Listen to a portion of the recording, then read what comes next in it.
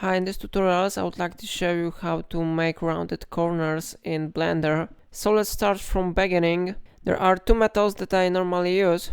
First method, in my opinion, is great when you want to round only one corner. So to do it, we need to change mode from object mode to edit mode. And then we need to select this one option, select mode, edge select. So I click on this one option. And then we need to select the edge that we want to round. So for example, I click on this edge and this white edge has been successfully selected here. Now we need to press combination of keys in your keyboard. We click Ctrl and B and then we move our cursor to the left side. After that you need to scroll up on your mouse, and if you will scroll a longer time you will see here a rounded corner, yeah? So like you see, it looks like that, and like you see, it is really working.